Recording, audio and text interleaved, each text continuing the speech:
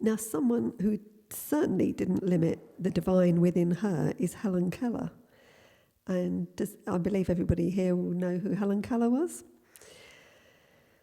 Well, in her memoir, she tells of a time when she asked her teacher what love was. And her teacher told Helen, "You cannot touch love, but you can feel the sweetness that it pours into everything." And what a lovely definition of love, the sweetness that it pours into everything. And isn't that the truth? Helen wrote, "This beautiful truth burst upon my mind, and I felt that there were invisible lines stretched between my spirit and everyone else's spirit." So just imagine sitting here, there's all these invisible lines stretching between us, between my spirit and your spirits and each other's spirits. Beautiful invisible lines of love. Each line inspiring in its own way merciful and compassionate behaviour toward each other. Now, Anne Sullivan, who was Helen Keller's teacher, was a walking definition of the word hesed, because I don't know about you, but I can hardly begin to conceive of the largesse of the gift that she gave to Helen, who had lost her sight and her hearing as a result of a virus contracted when she was a baby. So with no sight and no hearing, she had no voice, no speech, should I say.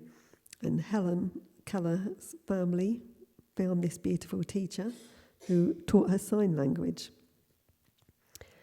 The Sufis say there are 3 ways to go to God. One is prayer, a step up from that is meditation, and a step up from that is conversation. And for human consciousness to evolve, the conversation has to deepen. Anne Sullivan, Helen Keller's teacher, she deepened the conversation by teaching Helen sign language. With this, giving her this gift of communication, Helen went on to travel the world many times, uplifting the global understanding of blindness. Having developed skills that had never even been approached by similarly challenged people who had no sight or hearing, I couldn't believe it when I read this. Sometimes it's so hard to fathom humanity's ignorance.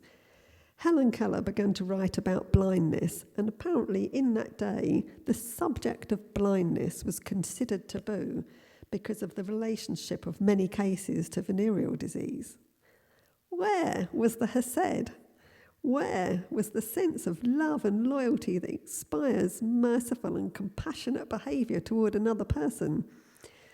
Helen Keller's efforts to improve the treatment of the deaf and the blind were even influential in removing blind and deaf people from asylums.